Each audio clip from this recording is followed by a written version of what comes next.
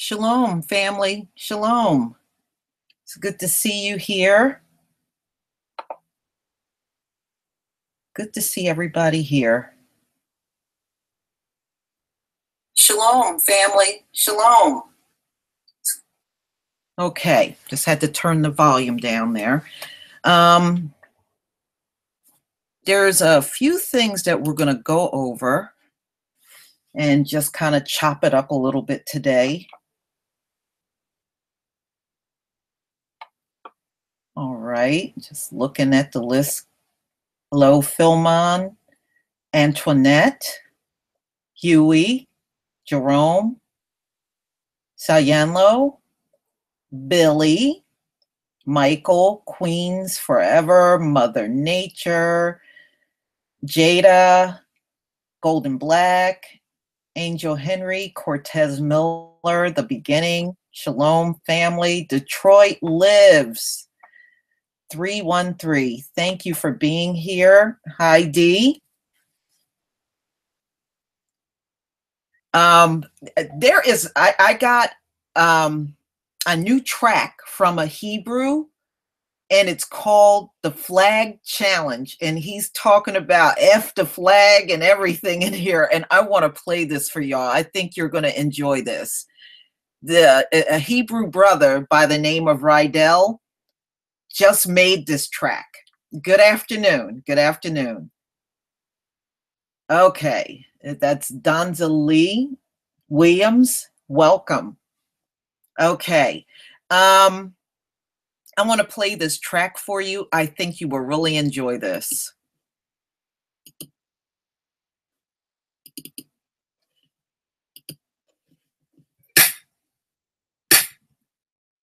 Yeah. Flag challenge? I don't give a damn about your flag. I might take a piss on your flag.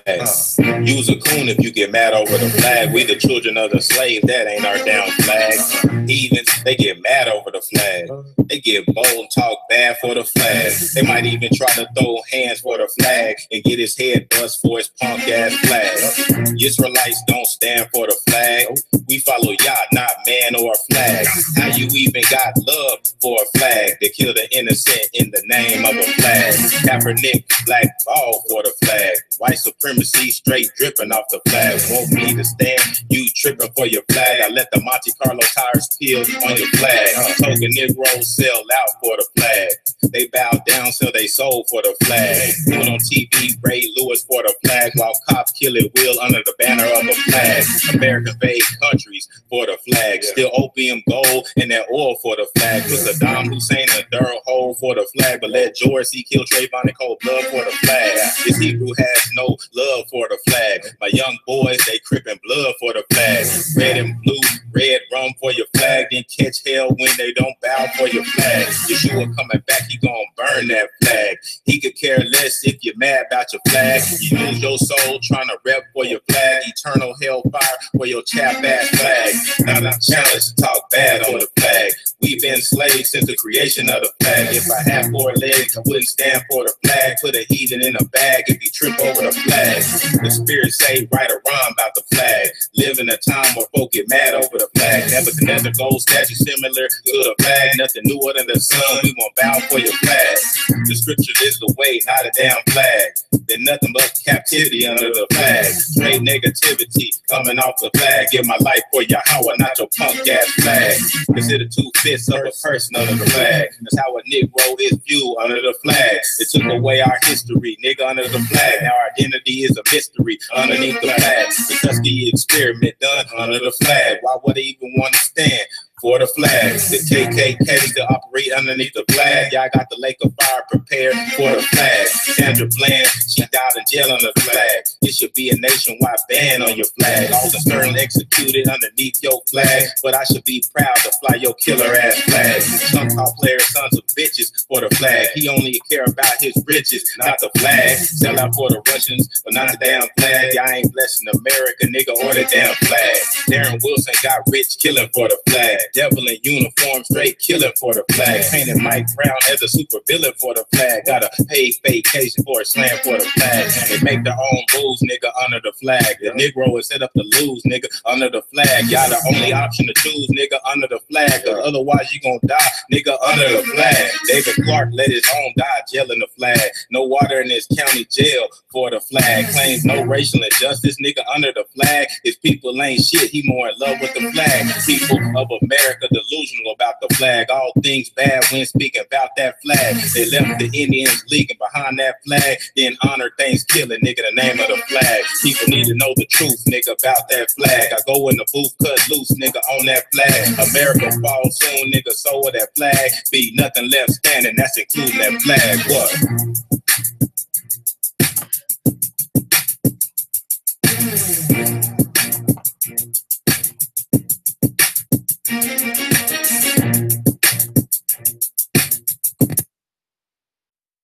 All right, y'all. What do you think? Yeah, I know. There was a Hebrew brother that just made this track, and I asked for it, and I got it in my email, and I wanted y'all to hear it because I was like, wow. I'm like, I'm loving it.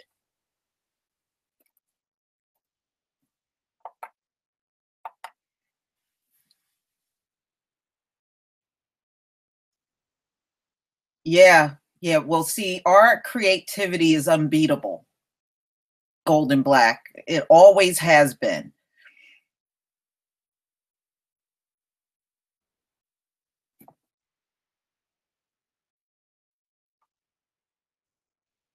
Hi, Craig.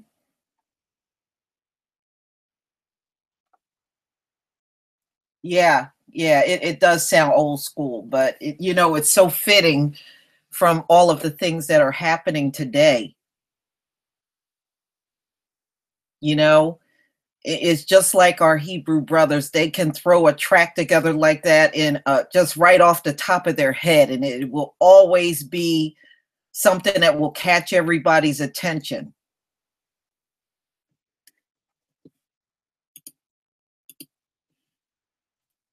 That's what I love about it.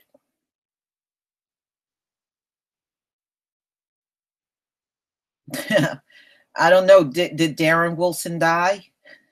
Did he die? It is. It is very catchy. I was never a big Eminem fan, Antoinette. You know, I agree with that. He is overrated. I just never was. I mean, I know some people that think he's so great. Back in the day, you know, even back in the early 2000s, when I would hear his stuff, I was like, I could take it or leave it. It was not one of those things that I must hear, you know?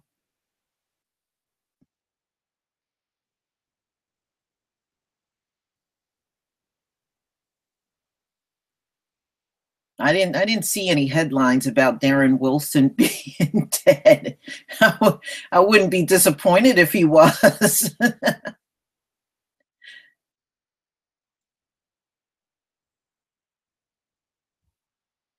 Yeah, we are. That's one thing. Like I said, our talent is unbeatable on the planet. Nobody can touch us, y'all. That's how it is.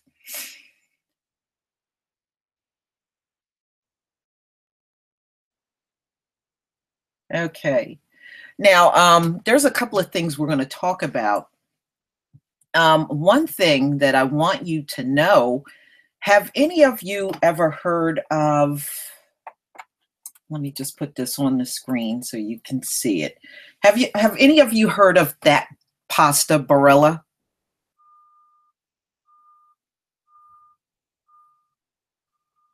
Has anybody in the room ever heard of that particular pasta?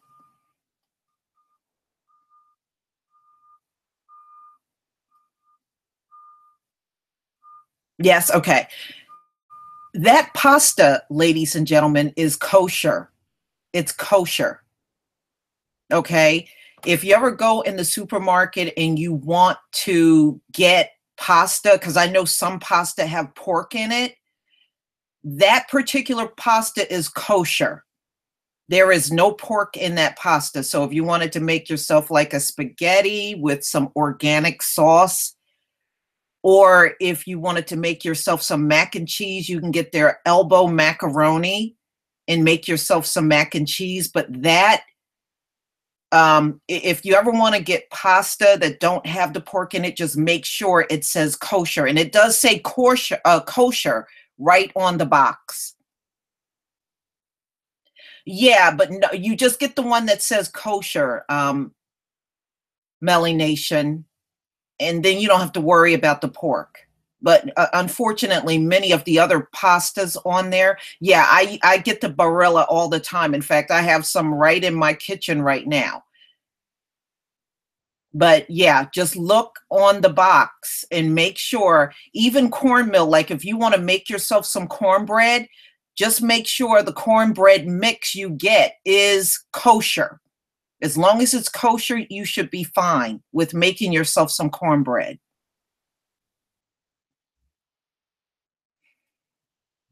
Oh, I did, but I'll type it again. It's Barilla.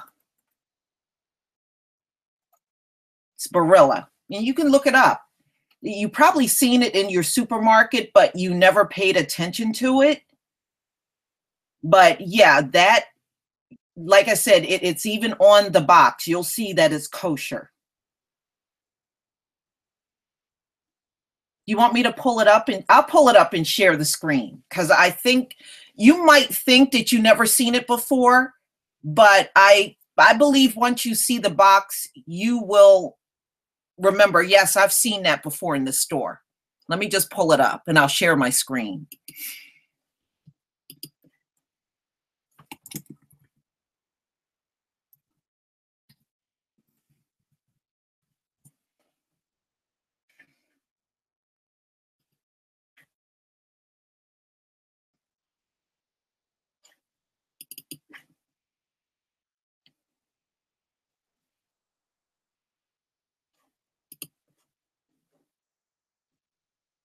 All right, I'm going to share my screen 1 second here.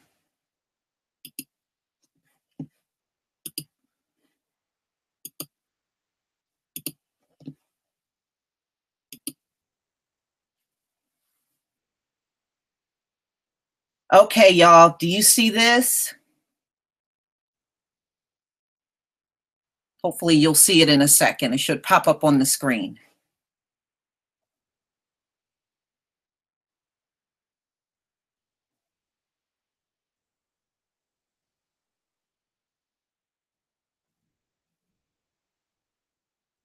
All right, do you see it now? This is the Barilla, and this is kosher, everybody. So there's no pork in this at all.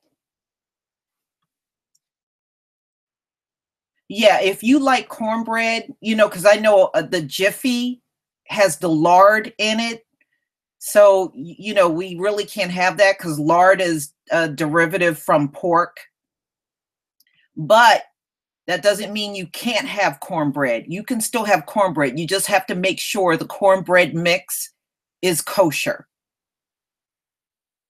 It's when a lot of times, like kosher, what they'll do is they'll use bovine gelatin, and the gelatin is not from a pig.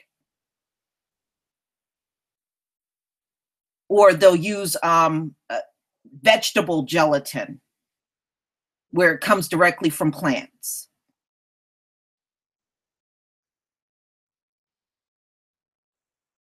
So no lard. No lard. Lard comes from pigs. And unfortunately, Jiffy cornbread mix has lard, which means, it has pig. But you can just look for a cornbread that's kosher, cornbread mix that's kosher, and you can still have cornbread. And you can also get the kosher spaghetti sauce. I get mine from, like I said, there's some Muslims that make their own near me, and I just get it from there. And it is actually pretty good. And it has nice tomato chunks in it and everything. It's really good. So that's all we need to do. We just need to look for the kosher stuff.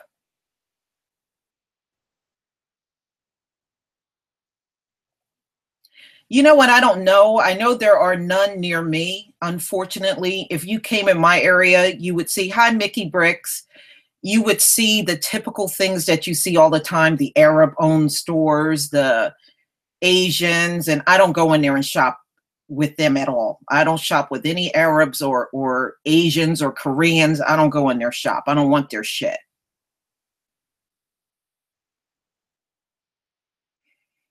Yeah, I love to cook too, Jerome Davis. I do too. I do too. So I know we have to be really careful, you know, especially if you're not eating pork, that you are staying away from it altogether.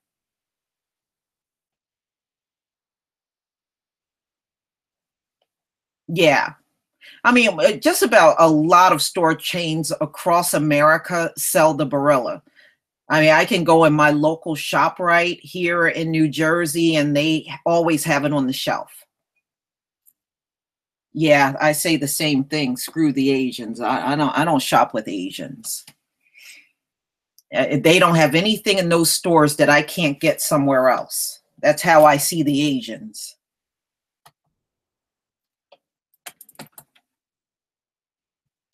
All right.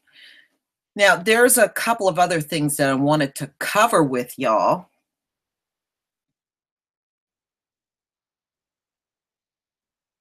All right. I don't know if some of you are aware of this. I'm going to pull it up on the screen because it does impact. Do you think civil rights was for? Well, civil rights, in my opinion, brought about the integration between us.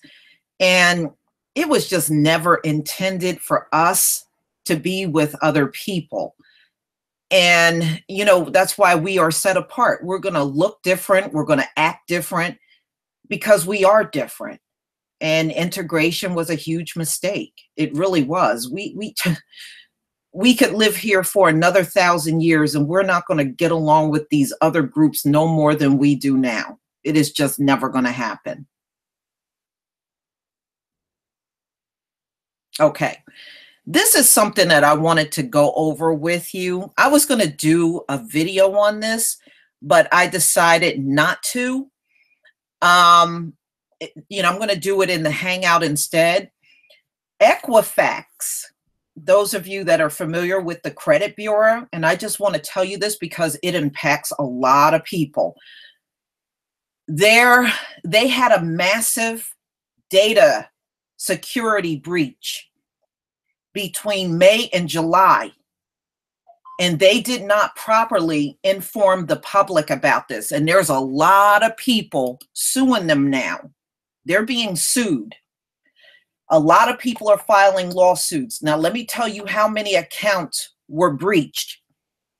Let me go down. There was a total of 145.5 million people's accounts that were breached for your social security number, your address, your phone number, and they did not properly inform the public about this until September. And they really didn't do a good job because there were a lot of people that never heard about this. But if you go online, the lawsuits are cropping up everywhere. Everybody's going in to sue them now for this security breach. So I don't know, you know, I can't say whether you were impacted or not, but I can say if you're interested in jumping in on some of the class action lawsuits, go for it. If I happen to see one online that you can get involved with, I will let you know.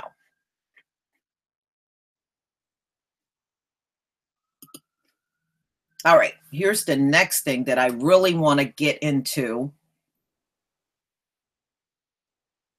I really want to get into this next topic because this is so important.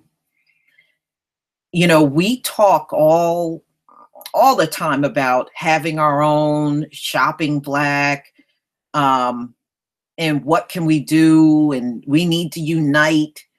We talk about this all the time. Ladies and gentlemen, Dr. Claude Anderson laid out everything from start to finish that we can do to get out from under this devil. And nobody is paying attention. People are starting to pay attention now. I'm starting to see a lot more people reading the book, and they're just blown away. But here's the unique thing about Dr. Claude Anderson. Now, we always talk about solutions. He gave us a solution in his book. Do you know Dr. Claude Anderson laid out exactly what Black people need to do, and he planned everything out on how we can do it? And he was saying that if we all practice group economics and pulled our money together, he's saying every single Black man and woman in America would be millionaires in 3 years. And it's not a big amount of money that he's asking for. But he's saying if we all united and put our money together, 3 years, we would be all millionaires. He said every last one of us would be millionaires, all of us. You know, and you don't have to give up your job. If you have a job and you're concerned about that, practice group economics and keep your job. And then when those 3 years pass, you can get rid of them. But it's a great plan. Yeah, his Black Labor book, exactly. And he spells it out, and it's really not hard to do either. It's not hard to do.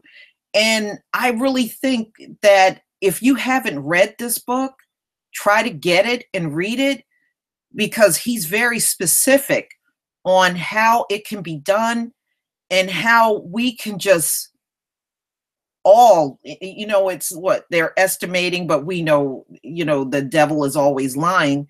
You're talking about over 60 million of us could be multimillionaires in 3 years, you know, and you have to ask, why are we overlooking this good information that he spent years and years putting together? You know, it requires two things: our unity. Hi, Jack Johnson. Our unity, and also us pulling our money together for the cause of being able to be an economic power on our own. And he really has a good deal here. Like if you want to get the, you know, he has a Black History book, and then he has a solutions pack library. I mean, it's really nice how he got this whole thing set up. But you can listen to his entire series, and like I said, what he's asking is something that's not going to be hard to do. And it's also something that is doable, you know, because he was saying things like, we can buy up all of the grocery chains in the US. If we pull our money together, and then if you buy up all the food chains and we hire each other, you know, we hire Black people to work in those food chains, and, you know, hey, that we are no longer a struggling group in America anymore. Yeah, it's a really good book. It's a really good book. And this was another reason why I wanted to do this live stream. You know, we're, like I said, we're always demanding solutions. What can we do? This man has spelled out what can be done. Yeah, but it's not, this ain't for the plantation people. We ain't even talking about them. My greatness, I am done with coons. Okay, I'm done. I'm not going to try to convince a coon. I'm not going to try to talk to a coon. I'm not going to try to persuade a coon. I am done with coons. Okay, I am over them. The only thing a coon need to do is shut the hell up and get out of my eyesight. They have no other need for them.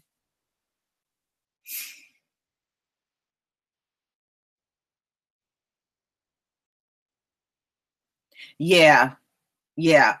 But like I said, it would be nice if we could spread the word to the people that want to do something and we just move forward and use his book as a tool.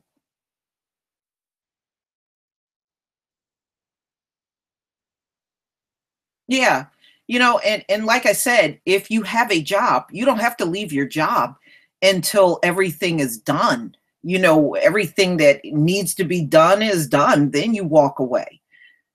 And you don't have to tell these devils what you're doing. You don't have to tell them nothing. Yeah, but we don't want the coons. We don't want them. We don't care about them.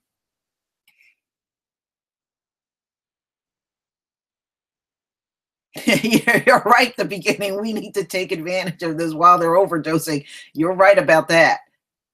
Hey, DJ Gambler.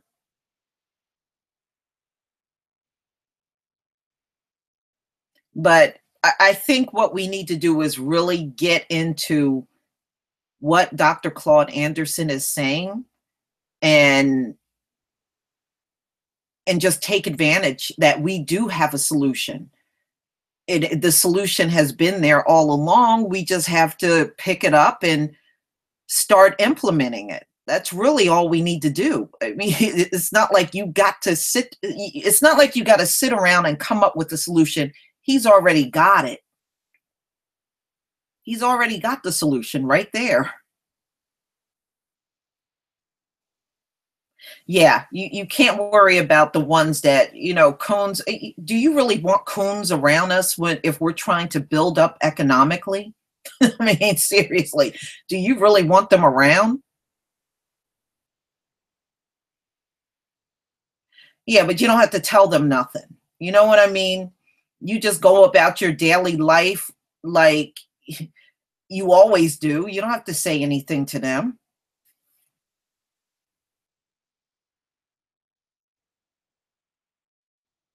We don't have to do anything but get up and act normal like we always do. And then once the 3 years go by, hey, what are they going to do? You already got yourself built up.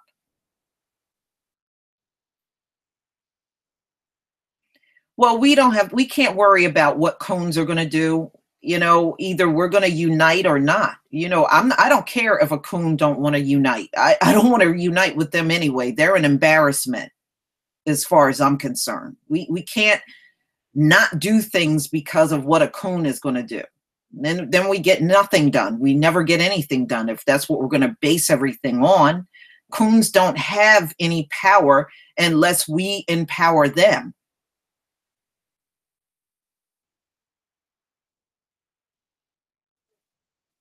Yeah, but you know what? If we do what Dr. Claude Anderson says, in those 3 years, we can have our own nation. In those 3 years, we can have it. I mean, can you just picture that? 3 years of just doing this. And he said every single black man and woman in the land would be rich, would be millionaires. 3 years, that's not a long time. That's not a major sacrifice.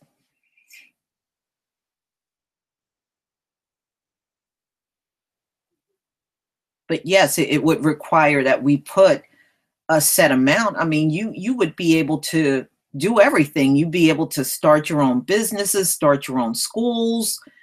We would be able to have our own of everything.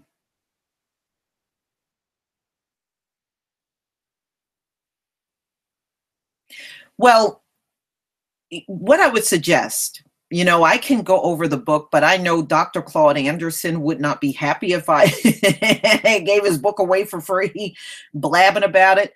But I got a video here of his, and he goes a little bit into his Powernomics, and I'm going to play it for us. All right. Get past this part. Yeah. All right. One moment.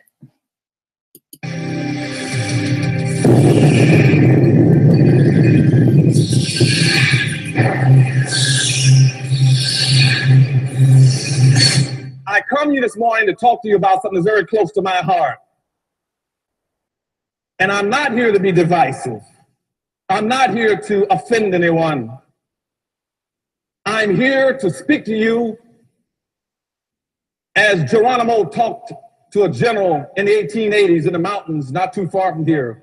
When he met with him at a peace conference, a powwow, and said to him, he said, this morning, I want to speak to you the truth. And I want the truth to be like arrows that go out from my heart and my soul to your mind and your body.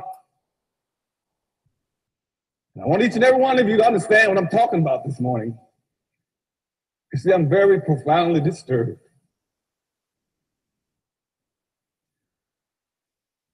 I just left Tuskegee, where black folk are suffering.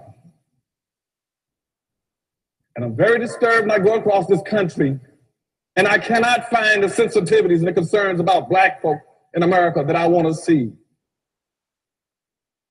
And the only minister that I have seen and heard from any place in this nation has been Dr. Price, that is telling you what you should be listening to.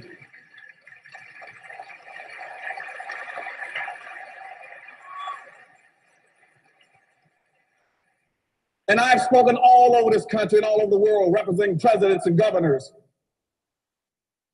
And he is the only minister I've run into so far that violate all the social norms that were exacted on black folk back in the 1790s as this country began to move into the evangelical movement. And they decided in the 1790s that it is now permissible to have a black preacher or to have black folk invest themselves into a religious experience. And the establishment in this country said, yes, we will let blacks have their own separate services, but we must pick the minister. We must pick a minister that is controllable. And we must tell him exactly what he's supposed to do. We will license the ministers. So by the 1720s, the entire establishment in this country has set up a system saying that any black minister in this country, he has an admonishment.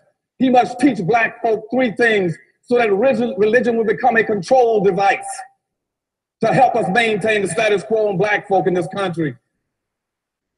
He says every black minister who we select or we license, they must teach black folk. First of all, when you talk about the Bible, you talk about the master and the slave, you are talking about the white master on earth and the black slave. You must secondly teach black folk to be humble and obedient and accept their life lot, and to be respectful and loyal to the white servant, to the white master. And lastly, you must teach black folk. You must teach black folk that they would get theirs in the hereafter, in pie in the sky. And that went into effect in the 1820s, and every black minister fell in the line and did it. And they stayed like that until after the Civil War, when 119 blacks on October the 19th walked into St. Paul's Church, Baptist Church in Raleigh, North Carolina, and says, we can't take it anymore. As black folk, the suffering is too acute. And said we must at least have 40 acres and a mule or something. You cannot just turn us loose free and say we're free and give us non-economic emancipation where we are pennilessly, poor, impoverished, sick, broken, busted, uneducated, ignorant, homeless, nothing, and say we are now free. And that is the only minister, Dr. Price, that I've heard that understands that you got an obligation in the ministry to go above and beyond that admonishment put on black folk over 150 years ago.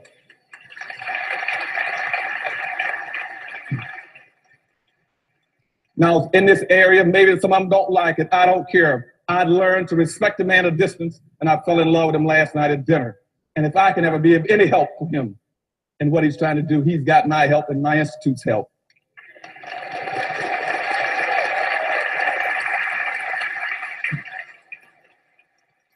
And so this morning, in the time that's been allotted to me, I want to talk to you, as I said, like Geronimo, but I want to be like the great European philosopher Diogenes, who walked through life with a lantern in his hand, saying, I want to lighten the darkness because I'm in search of an honest man. But like Diogenes, I want to walk through his temple and through Black America, the new movement I'm trying to create. I want to find not necessarily an honest man. I want to find some Black people and some white people that understand the problems in America. I want to find somebody that understands in America that contrary to popular myths, Black folk are not progressing in America. Black people are going backwards. In comparative proportional terms, Black people in America, where you were in 1850 in this country, you have not progressed. You're still in your same dilemma, contrary to anybody tells you. And you see, I want to find, like Diogenes, I want to find a Black person that understands that Black folk are not progressing. But more importantly, I want to find somebody, Black or white, that don't mind being Black and want to talk about the racial problem in this society. I can't even find that with my lantern in life. We got 3 or 4 major Black organizations in America. 3, the Urban League, the NAACP, the Rainbow Coalition, and one other one. I can't even get them to focus on the issue of Black folk. One wants to take care of cultural diversity. One wants to be talking about multiculturalism. One wants to talk about minority issues. The other wants to talk about oppressed people. And I asked them across the country, why don't somebody talk about Black folk and the problems of Black people? And so I'm looking, like Diogenes, for a person that understands the history of this country, because I want to understand the problem in America. And the problem is not what you all have been taught. The problem is not poverty. It is not unemployment. It is not unwed teenage.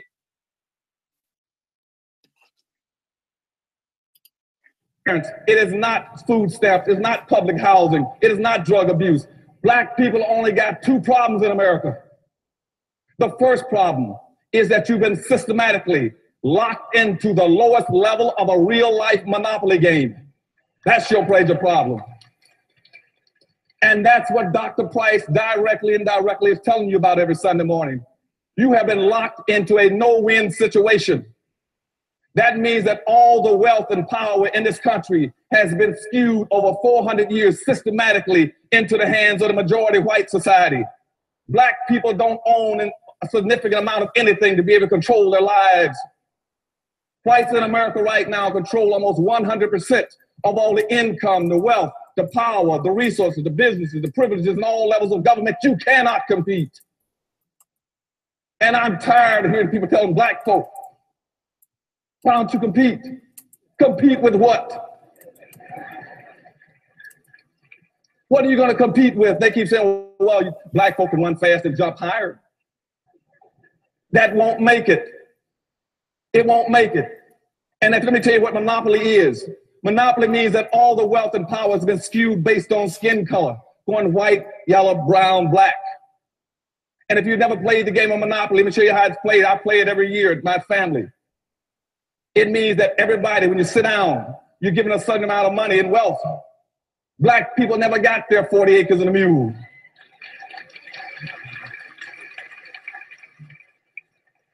Now we're playing this game of Monopoly. And let's pretend for a second in this auditorium that whites got $1,000 to play the game of Monopoly. Asians got $500. Hispanics got $300. Indian got $100. And blacks got $50 to play the game of Monopoly. Now, never having gotten your 40 acres of mule, you don't own any land. You don't own any land. And if you don't have the money, you can't put any houses and hotels on the land if you got lucky and had some. Now, when you roll the dice in our hypothetical game of Monopoly, and you roll the dice and your number comes up on the wrong piece of property, what happens to you? You must either go bankrupt or go to jail.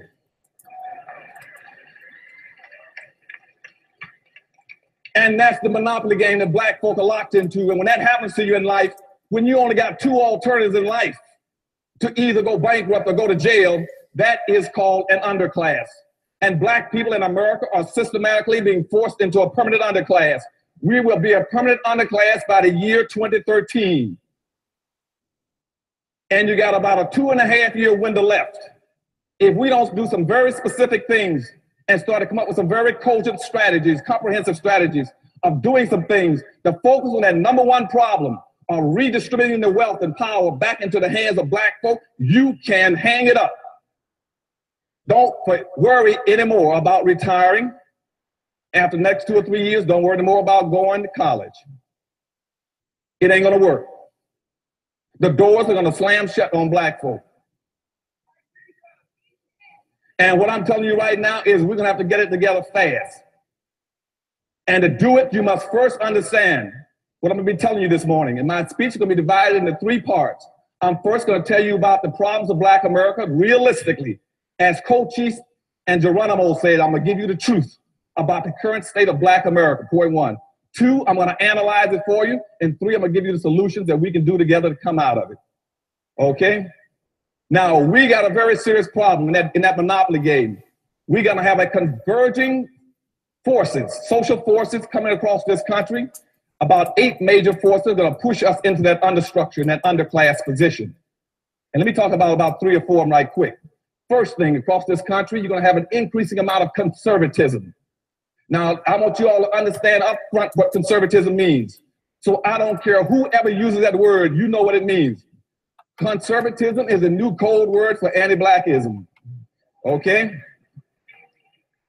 Except now a conservative can stand right in your face and tell you and confess that he's a conservative, which means he is a racist and not tell you he's a racist. Racism right now, we got racism all over America and I can't find one racist. And what I'm telling you right now, before my book even hit the market, I'd already predicted in my book that you're gonna have a cutback in welfare. I predicted in my book they're gonna catch people like in Texaco, and they just caught Avis discriminating against blacks in North Carolina, South Carolina, and they just caught Circuit City, Sam's, Walmart's. I knew they were gonna try to cut out the single mammoth districts. I knew they were gonna go after affirmative action. I knew there were gonna be riots all over this country that's coming. I talked about this a long time ago in the book because that's what conservatism means. Conservatism comes from the root word to conserve. To conserve means to hold on to what you've got, or those who ain't got, as my mother said, a 3rd grade deaf education, you ain't gonna get. That's what conservatism means. And it means nothing else. It means maintain the status quo. It means use every device that you have to give the pretense that what you see is normal. And right now there's a conservative move in this country going from the White House across this land to the Congress that says whatever exists all over this nation and in Los Angeles is normal. They want you to believe that it's normal to go out in Los Angeles and see all the drug abuse and all the crime, all the poverty, and all the suffering of black folk lying and sleeping on the streets, drugged out, doped out. They want you to believe that's normal. That's what conservatism means, maintain the status quo. It also means to reinstitute white authority, white values. So you hear them talk about family values and all these other kind of things. And also white superiority. So when people start talking about they want to go back and be a conservative, you ask them, what are you trying to conserve? When my people don't own anything and you own 100%, what have I got to conserve? When you hear blacks going around screaming about they are black conservatives, you ask them, what are you conserving? Tell me one point in history that you found something that you want to conserve.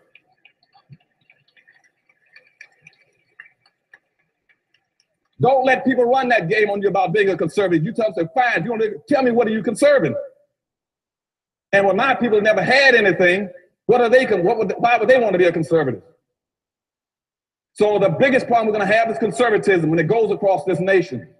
And we as black folk got to understand, now it's not all whites that are conservatives. There is an element that's got everything. They want to make that it's the greed over need. They want to hold on to everything. And so, we're going to have a massive flow. Everybody's going to be talking about conservatism. You're going to see people politically switching, talking about they're moving to the far right. And what we have to do is understand that, and that's going to create major problems in this country. One, you're going to not only see an increasing amount of negative hostility towards black folk, every piece of research in the country tells us that, even from the Jewish organizations. that you're going to see more anti-blackness now and in the future than you've ever seen in the last 60 years since you left the civil rights movement. Two, you're going to see, we see organizations all over the country now, paramilitary groups, Aryan groups, Vipers, Freeman, Skinhead, Baldhead, all kind of groups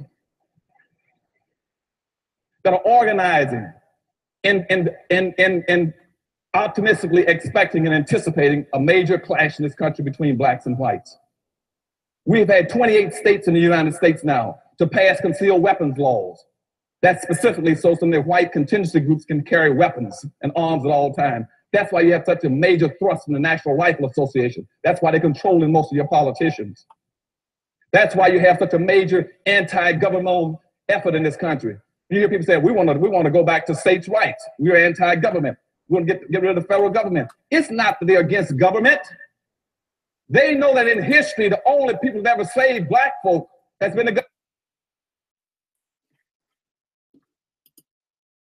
It's the federal government. And if you eliminate the federal government by downsizing the government, black folk no longer have an ally. And if a clash occurs, you got nobody to come to the rescue a third time to help you. You see, you were pulled out of slavery by the federal government. You were pulled out of Jim Crowism by the federal government. There are contingencies in the country that says the next time there won't be a federal government to pull blacks out. And you hear them talk about their anti-government, that's what they're talking about. They're not against government. And later on you hear me tell about why they're not against government. Because you see, primary wealth in this country, the primary responsibility of government is to move wealth and to move power. And that's how the dominant society got its wealth and its power, by using government. But now they want to make sure black folk don't have access to it. That's why they're anti-affirmative action, but I'll get into all that a little later. But so the biggest thing, one of the biggest things that are going to drive us in this underclass structure will be conservatism. The second thing is that you're going to have an unending influx of immigrants into the country. And that's what Dr. Price is talking about. And nobody, no black politician, no black organization wants to deal with that issue. They will avoid it at all costs, even though in their hearts they know that's one of the biggest problems for black folk. We anticipate in the next 10 to 12 years, approximately 8 to 6 million Hispanics coming into the United States and 41 million Asians. You have been the majority minority for 400 years in this country. You have been the #2 population for 400 years. You're going to get kicked out of being #2. You're going to go down and become #4. Now, common sense, even a third grade education would tell you, if you didn't get anything when you were #2,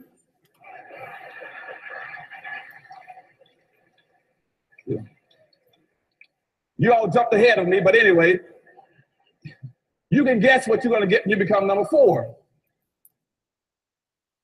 And the worst part about it is as you descend and go down to #4, those other groups are going to go up.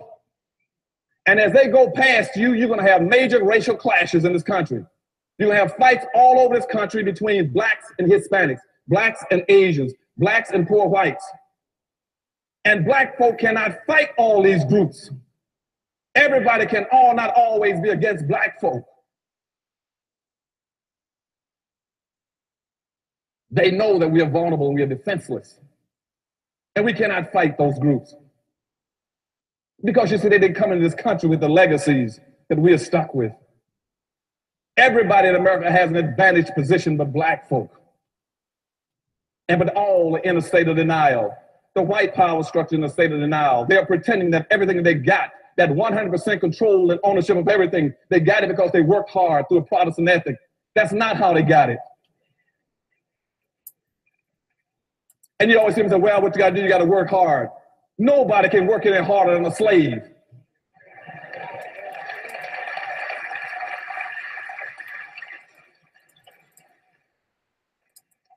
But they're going to keep running these games on black folk. And at the same time, we got black folk that are accepting that what we got to do is work harder. And you see, when we get into that in a few minutes about history, what the power structure really wants is what we call unearned income. Slavery was nothing but unearned income for whoever owns the slave. And once slavery ended, that's where Wall Street came from. Wall Street was based on slavery. Everything that blacks were producing went to Wall Street then. And now that all that money that's amassed on Wall Street is still producing unearned income. All that money is producing a regular salary for people. It's in stocks and bonds and dividends. They don't have to work. Never had to work. But we're going to talk about that later on. So what I'm saying now is that you're going to have this massive influx of immigrants into the country that are better equipped. They don't have your legacies. They don't have your disadvantages. They're walking across the border. They're going to get a free lunch. They don't have to pay dues. But you got public policies in this country that are equating them to black folk. They're equating them to black, and what we've allowed them to do starting in 1970 is to wrap themselves in black folks' suffering and pretend somehow they suffered along with black folk. And therefore, whatever program is created under this misguided label called minority, that they are equal to you and over you. And we're going to deal with that whole concept of minority in a few minutes too. So that's the problem with the influx of immigrants. And what they are doing is coming into the country and doing what we've never been allowed to do and we've never been bright enough to do in some senses, is to build your own communities. You got to build your communities. You see, every group that when they leave their homeland, the last thing they do is look in the mirror. They look in the mirror and says, I'm going to America. And I'm going to go to America. I'm going to find me a community or neighborhood. Or I'm going to build one with people who look like me.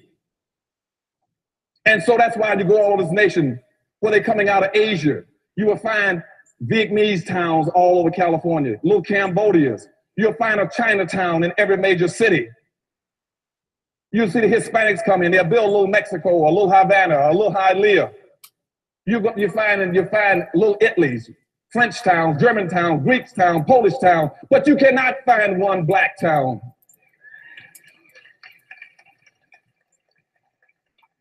And we are the only people that keep trying to integrate. We're the only people, rather than looking in the mirror and saying, I see somebody that looks like me, I want to go find and build me a community of people who look like me. We're doing just the opposite. That's your second problem, is inappropriate behavior of black folk. We keep looking in the mirror and says, I want to get away from everybody that looks like me.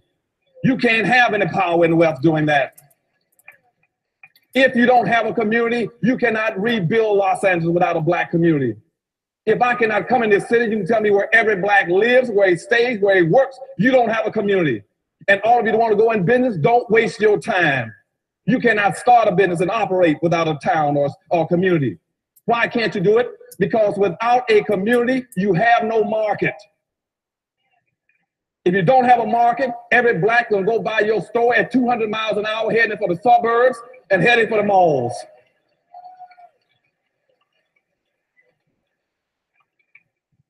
And that's why you got this major displacement of capital out of the black neighborhood. And I tell black folk, if you want to go in business today, don't do it. Give me the money. I need it.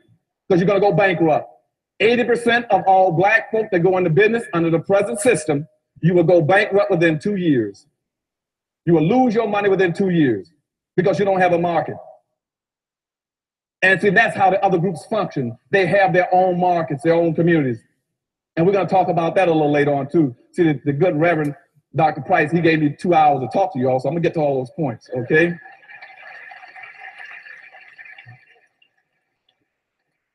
So we got major problems. That's the second thing, is dealing with this influx of immigrants. And what I'm telling you is that they're not coming in here to be your partner or your ally. They're coming in to compete with you. And your black organization and your black leadership in this country is afraid to teach black folk how to compete with all these other groups. And they're afraid because they keep trying to create allies with them. You cannot ally with anybody who's planning on supplanting you.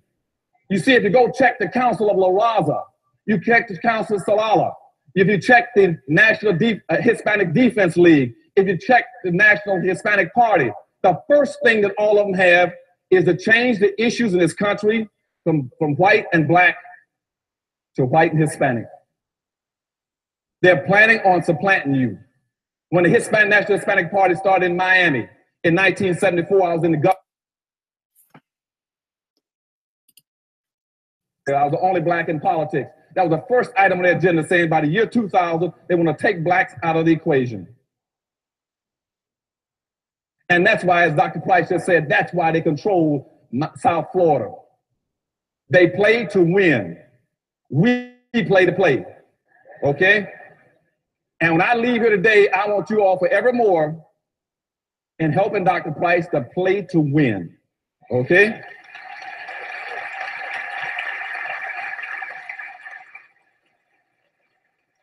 The third thing that's going to hurt us and push us into this underclass structure is technology. You got blacks running all over the country telling black folks and people, well, what we're going to do, we can overcome racism. We get involved in technology. Won't happen. Technology has never been a friend and ally of black folk. It has always been our worst enemy. Why has it been? Because you see, racism has always kept us in our place. And technology has always come along and run over that place.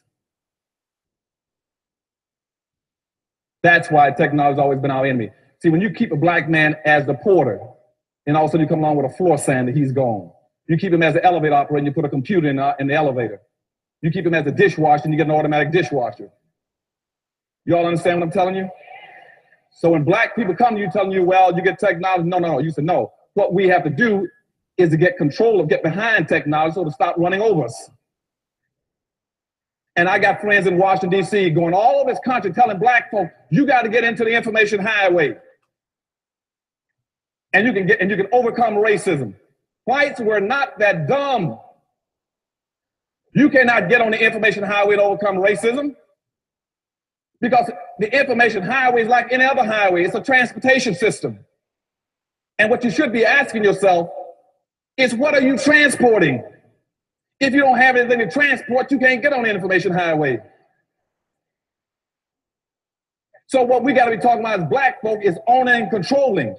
It's just like when they invented the highway, the airplane system, the shipping system, the train system. It didn't advantage black folk because we never owned the trains, the planes, and the ships. What we got to do right now, starting with your church, is try to figure out how we can own and control more. Then the highway makes sense to us. Okay?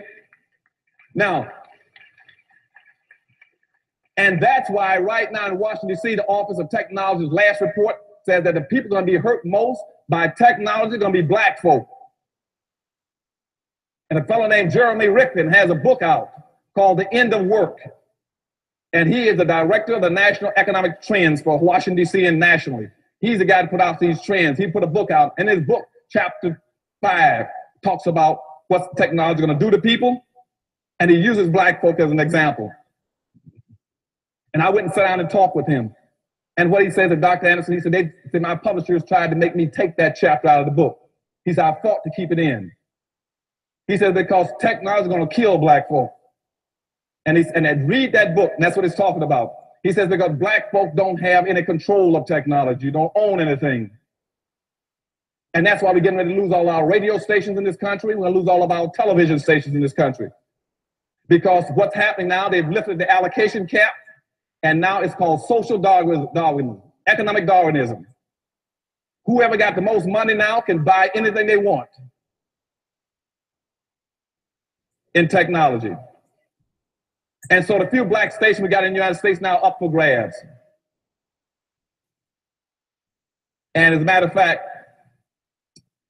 even the cable system is going to be up for grabs because we don't have the money and resources. We can't compete with the whites now who want to buy all the systems. And once that happens, you can't get your information in. Now, that would not happen to organizations, to groups like the Hispanics. Because, see, the Hispanics got smart enough, they built communities. Then they took their language and they built a fence around their communities. They use their culture to protect their communities. Where is your culture in Los Angeles for black folk? Where is your fence? And we're going to talk about that later on. You're vulnerable. The fourth thing that's going to happen to you is that this whole contract with white America is not anti-liberalism. It is not anti-Democratic Party. It wasn't even anti-Clinton. What it was they were trying to answer a question that's been haunting white America for about 37 years. And that is, what do you do with 36 million obsolete black folk? That's what the contract was for. And how they concluded that was, you see, they got 1,200 white think tanks in America. 1,200 white think tanks. You got one wholly owned black think tank, and that's the Harvest Institute I'm trying to run. They got 3,000 employees with a $500 million budget. I got a few volunteers, no staff, no money. Because you see, in this country, no blacks wants to give my black think tank any money to help our leaders to develop policy and public issues. And when I ask them for money, what they say is that we can't give you money. I said, why not? They said, what is your organization for? I said, to help Black America. They said, who's going to benefit? I said, black folk. They said, who's going to work in it? I said, black folk. They said, ooh, too black. And the first thing that comes to my mind is, how can you be too black? What is too black? 10, 20, 30? What's too black? Nobody ever says something is too Jewish, too Indian, too Asian. And I'm telling you, people are telling me this too blackness comes from our black entertainers, our black athletes are making $100 million. They could give the money to us that they're paying in taxes because we're tax exempt. But they'd rather give it to the government than even give it to an organization to help black folk in this country. Because they don't want to be black. And I keep trying to tell them, it doesn't hurt that much being black.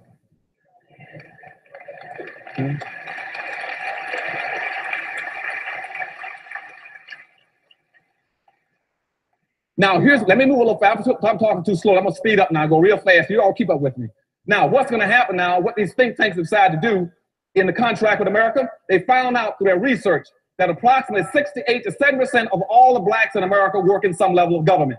This happened as a direct result of the civil rights movement. See, at the end of the civil rights movement, instead of moving against the problem to get more wealth and power for black folk, our civil rights organization pushed us over and looking for jobs. And so all of our black folk, then over 50 to 60% of all the blacks that got jobs after the civil rights movement went into government. So 68 to 70% of all the blacks in America are working either in federal government, city government, state government, county government, libraries, and school systems. So when you hear white folks talking about downsizing government, what they're talking about are de-employing and disemploying black folk. They know that. They know that. So in Washington, D.C., they plan on firing 480,000 people. And what the Office of Management and Budget, right out of the White House, says is that for every white person who gets fired, we're going to fire 2 blacks. Now, if you're only 12.3% of the population, and you're going to fire 2 blacks for every white, you're going to be devastated. Now, let me give you the real picture, even before they started firing black folk. Let me give you the real true options for black folk. There's only 3 things that you can do in this world as a black person to earn a living and survive. You either must work, go on welfare, or you steal. Now, for those who missed that, let me give it to you again.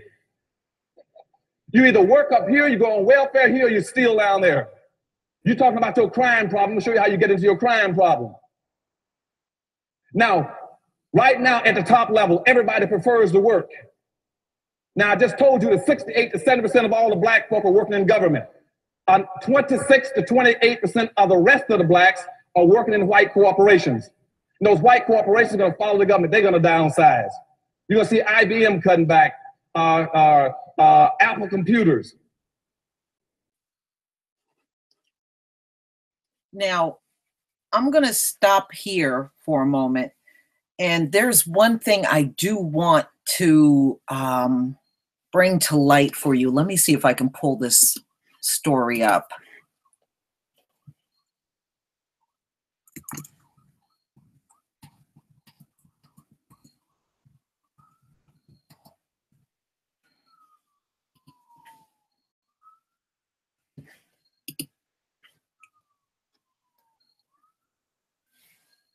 All right, this is kind of cut into a different topic, but I definitely want to get this one in. See if it'll pop up on the screen.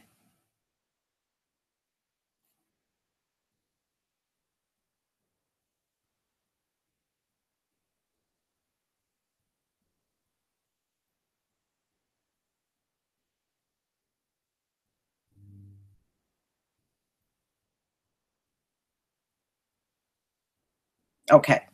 Now, have you guys heard about the civil war that Antifa is going to be starting on November 4th? Did any of you hear about this?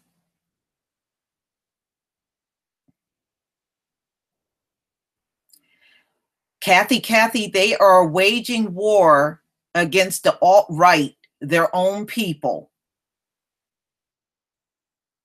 They are calling a civil war within the white race. So devils versus devils. And they're calling to start this civil war on the 4th of November. And this story made it into Newsweek. Yes, absolutely stay out of it. When they start brawling in the streets on November 4th, the only thing we need to do is stay home and grab the popcorn. So this is another thing that I wanted to do during the live stream. And yeah, Antifa is calling out the neo-Nazi Trump administration, the Trump supporters, and what we know as the alt-right. They're calling them out for a civil war. Cracker versus cracker, Huey. That's what's going to happen. Yeah, lice on lice. Cap, you're crazy. Lice on lice, huh? Yeah, lice on lice violence, y'all. And there you can go out and see the multiple articles on this, and November 4th is not that far away, y'all. It's not that far away. It'll be interesting to see. Yeah, you're right, Kathy. Kathy, don't be chimping out on the street. Yeah, I don't know if the coons will be mixed up in there, but I wouldn't mind if some of them get taken out. But yeah, they are waging a real civil war in America, white versus white. We don't care if they bash in the coon's head. I won't be disappointed over that. Yeah, there's a lot of crazy things going on, y'all. It is crazy. The only thing we need to do is get back to what Dr. Claude Anderson say, build up our economic power. We don't have any fight in the war, and we don't want any place in their war, whether it's a civil war or world war. We don't want any involvement in it.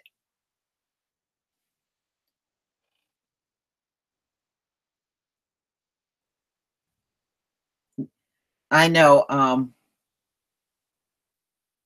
Well, I think that's the goal in threatening a civil war. I think that's exactly what they want to do. And they're not talking about a cyber war. They're talking about a real war out in the streets, blood flowing and everything. That's what they're talking about.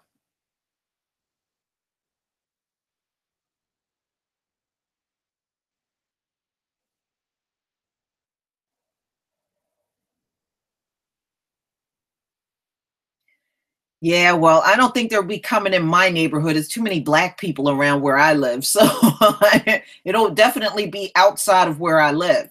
But there are many white communities around me. But where I am, there's some white people here, but not a lot.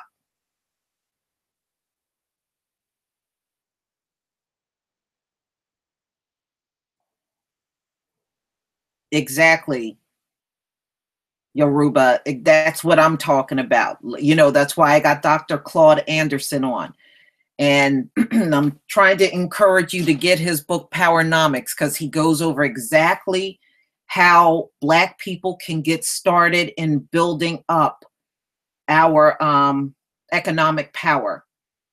And then all we have to do is, like he said, you know, if we all contribute and unite and put our money in together, Black people in this country, every single Black person in this country will be wealthy. Every single one. And he spelled out everything on how it's done. And I really think we need to take advantage of what we have.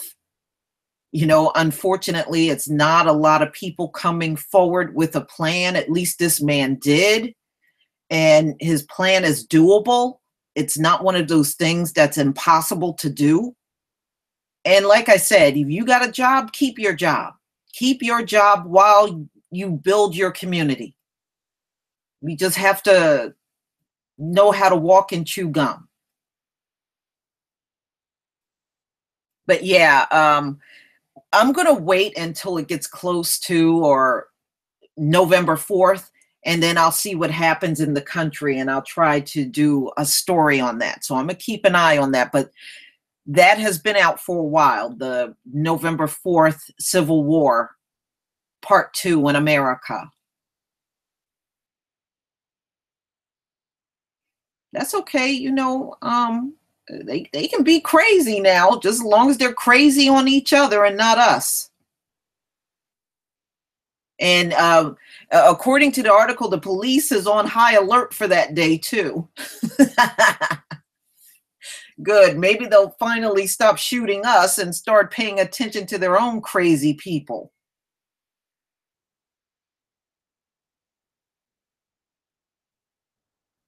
Yeah. And I like his idea. We put our money together and we slowly buy up all the grocery chains. We buy the grocery chains across the country.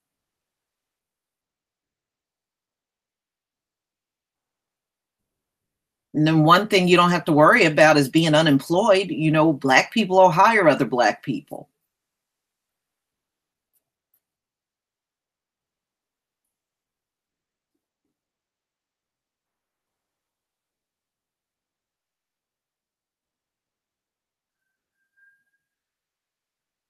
Yeah, first of all, you're right, Omo one. They already got a major drug plague going on in the country. They really can't afford to lose more people, and now they're trying to declare civil war on each other. Ain't gonna be none of them left. That's fine by me. Hi, FA 11234. Um,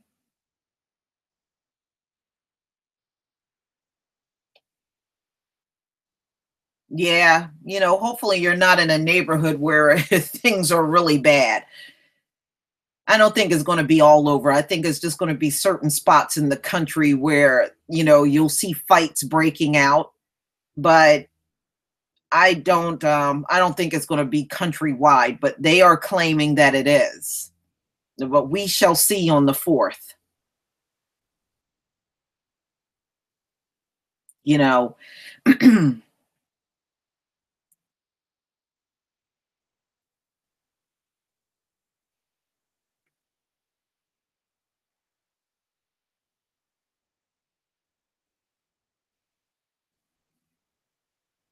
like I said, they'll be the easiest group to beat. All somebody got to do, and I kid you not, is just fly an airplane over the battlefield and just drop down a whole bunch of opioids and heroin, and you won the war.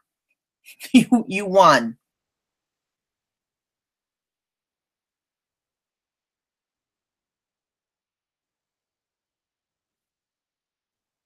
Yeah, yeah.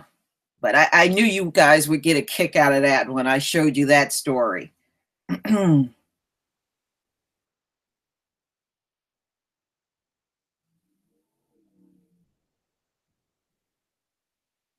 Me, I don't want to leave the US.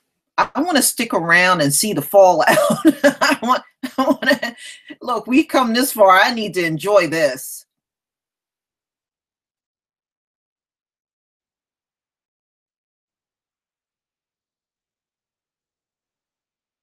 Just get in front of your computer. You'll have a front row seat to all the violence that's about to break out in the country. And they sure, and Cortez, Miller, they can't blame this one on us. They can't blame us.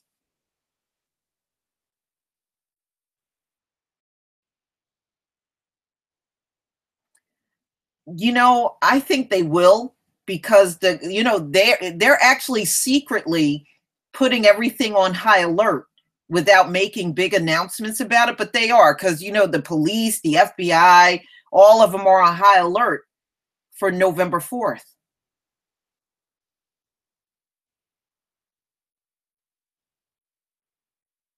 Yeah, yeah, they'll break out in a civil war and then claim mental illness. That sounds like something they would do.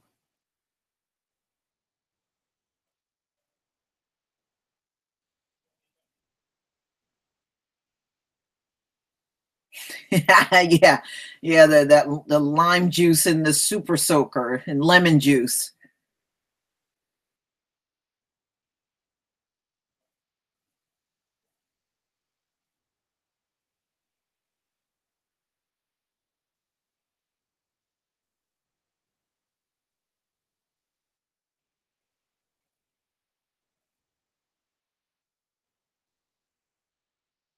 Well, you know what? Even if they do have some kind of skirmish in the street, they're not going to call it. They're still not going to be called terrorists. They're not gonna- They'll just call it a melee or something that don't sound so harsh.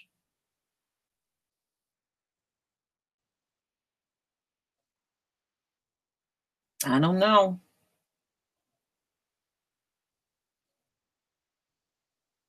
You know what? Anytime they're declaring war within their own group, yeah, you can pretty much say we're definitely looking at the end.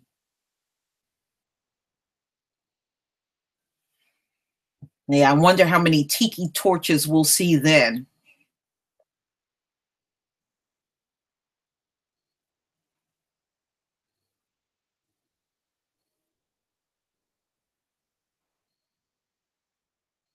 Hi, Kashmir G.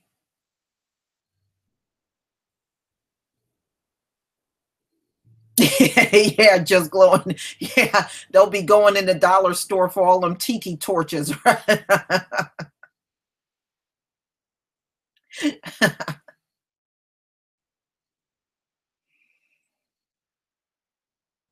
I don't know. To me, none of them ain't no damn good. Huey, Khalid X. None of them are no damn good.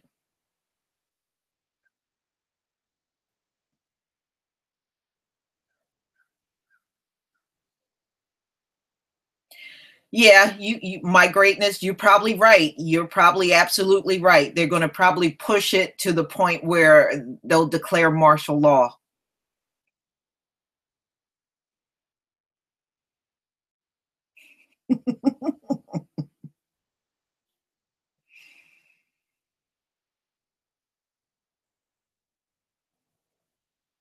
Well, we'll see. I mean, like I said, it's making all of, if you go online and Google it, it's making a lot of the major news outlet like Newsweek, it's making the big ones now.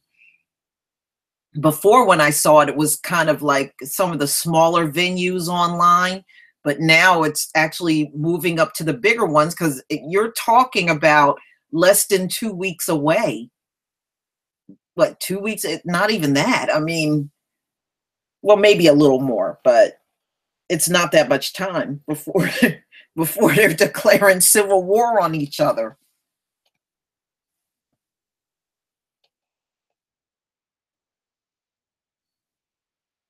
Well, you know what? They are a warring group of people.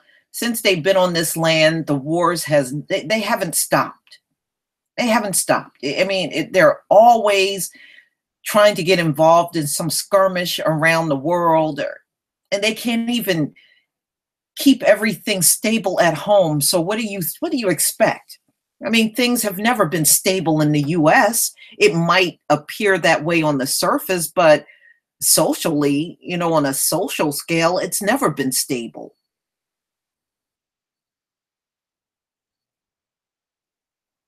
And now you got the NFL players that got the green light on protesting, so they're real ticked off about that. And you got to look at it like this: those are all blows to white supremacy. Oh, there's going to be a lot more Steve Paddocks. It's going to be a lot more.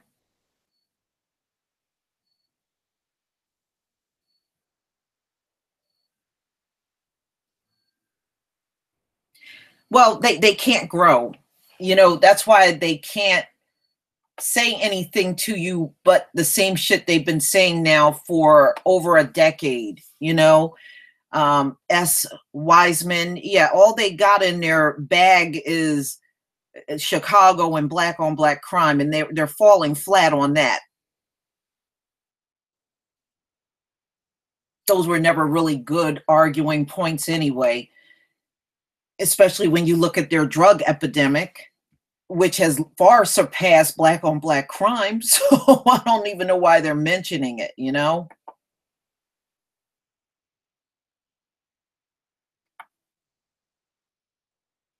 Yeah, you know, we just stay out of those areas that they're having their brawls in, my greatness. That's all we got to do. Just stay out of those areas where they're brawling. But unfortunately, some of our people are going to be dumb enough to show up, and you know how it is.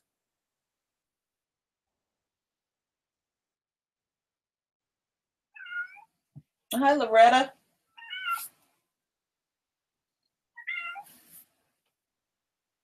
All right.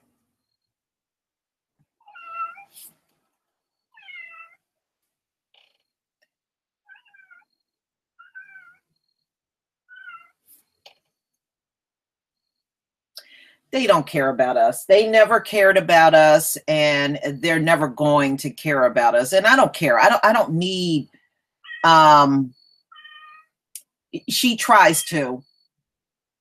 Um I don't need their approval or anything. You know, I am so over white people. It ain't even funny. I am so over them.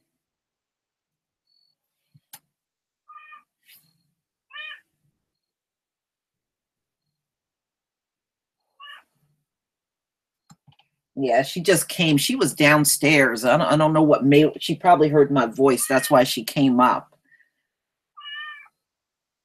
Well, you know, this is all part of the Most High's plan. Remember, at the end, no, believe me, this cat is not hungry at all.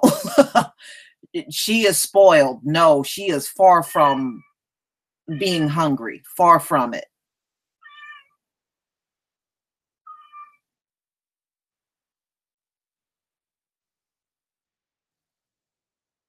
Um,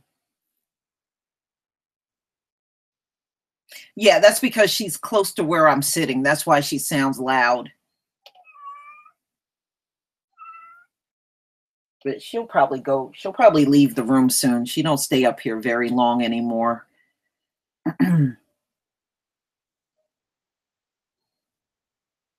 Yeah, I mean they're really in free fall right now.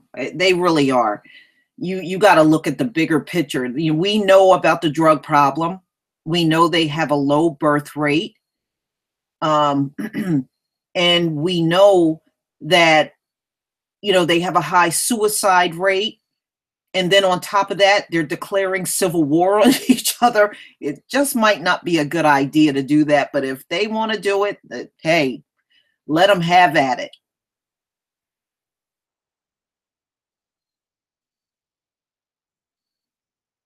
And then see, like I said, I believe this is the Most High at work, making them destroy each other.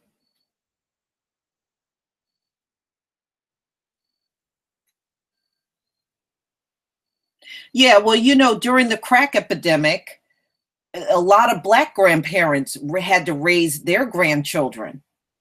That was happening all throughout the black community. Antoinette, that happened in the black community as well.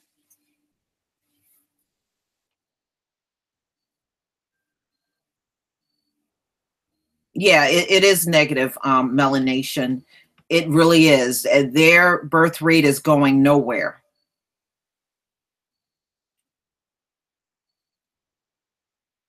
And then you also have to think about the baby boomers that are elderly now. Those people are not going to live forever. They're going to be checking out of here in less than 20 years, and that's their last biggest group. All of the other generations after that are way smaller than the baby boomers. Yeah, they are, but we don't care about their denial. we don't care. Yeah, right. Who knows what's going to happen during the Civil War? And you know they love coming out with the guns, y'all. You know they love that, right?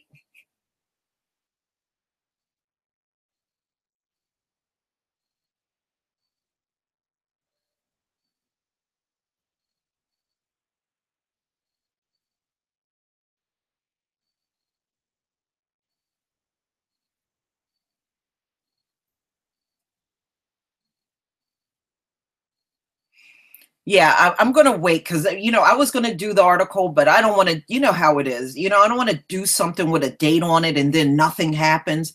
So I'm going to wait around the 4th. And if there's violence breaking out all over the country, then I will do the story.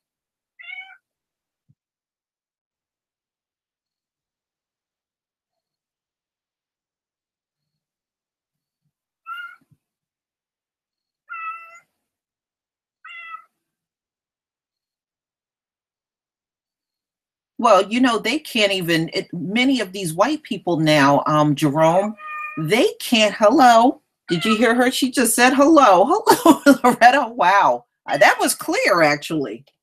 What was it? You made me lose my train of thought. Stop talking. Who needs a talking cat? Yeah, nobody.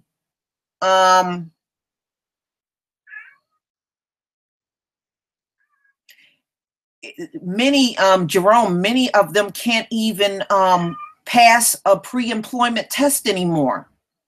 They can't. They are such drug addicts, they can't even pass anymore. There's a lot of job openings all across this country because they can't even pass.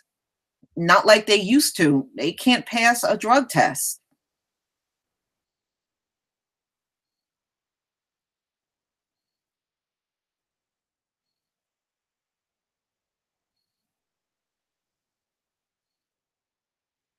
She's a Black Panther. I don't know. She's definitely spoiled.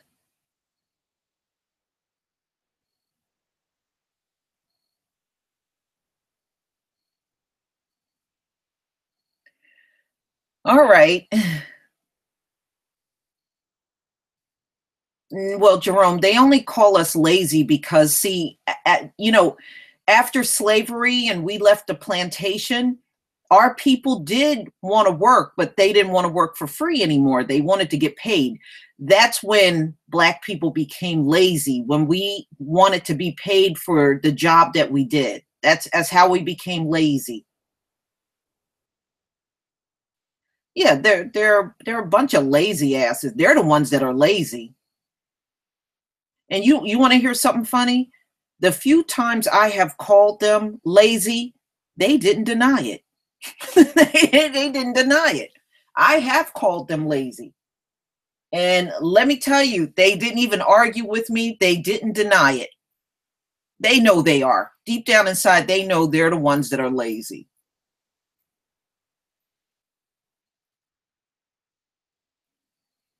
Yeah, well, they would have burnt up and died. That's why they had to throw the melanated people out there the beginning. They know it.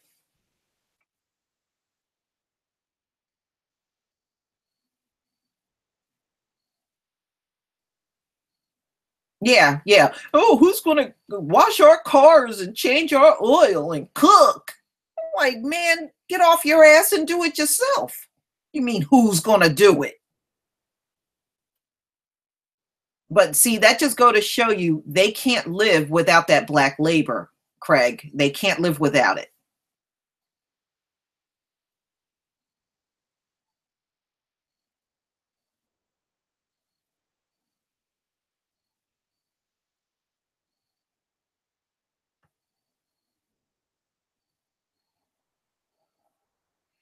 Well, see, that's all they do. But you know what? If you look at the even in ancient times, they can't live without subjugating somebody. They're parasites. They can't live without it. If we left, they talk all that go back to Africa, but if we really left America, they will literally collapse. They will not be able to keep this place going. They will not be able to do it.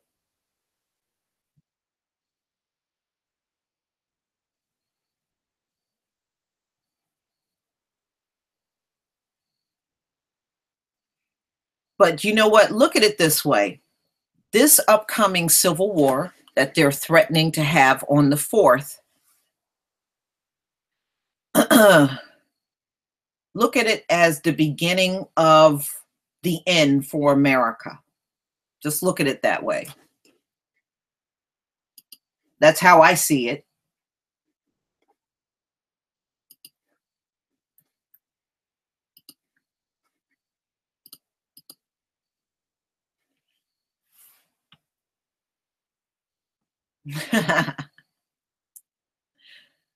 Yeah, the beginning of the end. We can really say the end.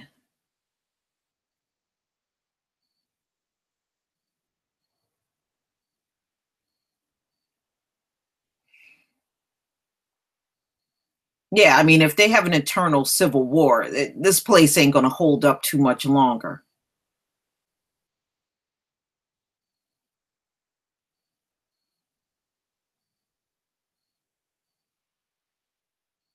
Well, you know what it is, Just Glowing? They've replaced their guilt with hate. That's what they've done. It's sick, but that's what they have done.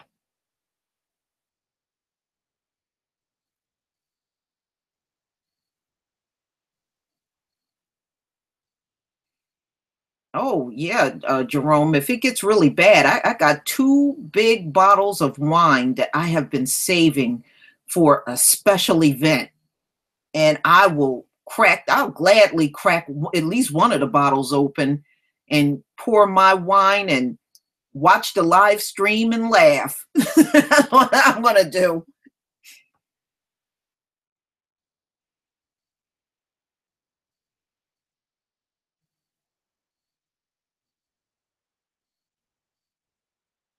Just sit back and enjoy it. We don't have to get involved in none of it.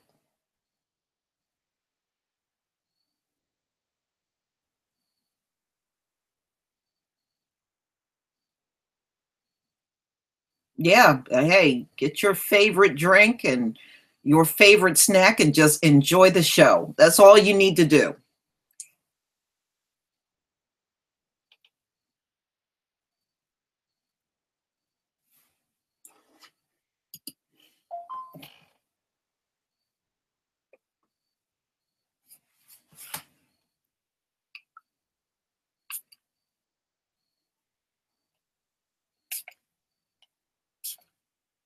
Yeah, see, you know what this is a sign of too? They are no longer on code like they used to be. You know, before they were on code and in unison with each other, you know? But anytime you hear 2 different cave groups declaring war on each other, that just right there, there is no unity within their community anymore. They really weren't that close anyway, but when it came down to us, they would gladly come together and go against us. But it just go to show you how destroyed they are from within.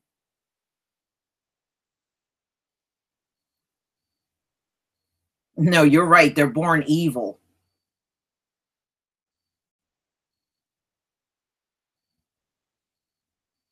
Yeah, things are definitely changing.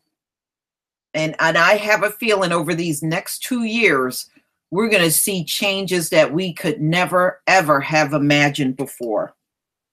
I mean, that's how fast they're declining.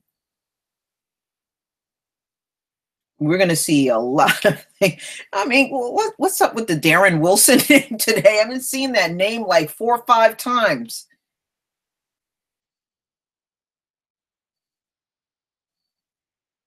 Yeah, Antoinette, that's what Dr. Welsing said. They had the most degenerate diseases. They still do.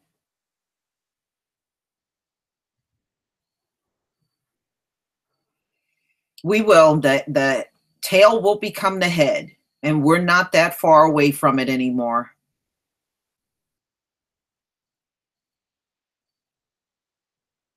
Believe me, the Most High is in charge. Anytime you see the presidency of the United States look more like a circus, and now you see the drug epidemic and all the stuff going on, and now groups declaring civil war. Oh no, the Most High is definitely in charge.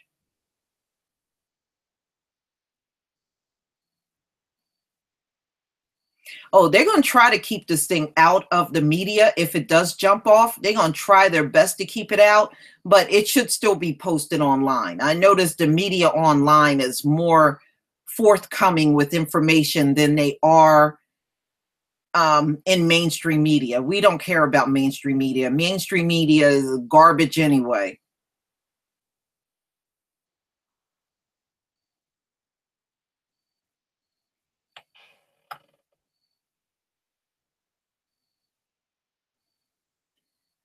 All right, y'all. I'm going to go ahead and conclude at this time. It was great coming together with y'all as always. I know right now I do the live stream once a week, but maybe, I might be able to step it up to maybe twice a week. We'll see. We'll just see what happens. All right, family. Thank you for coming.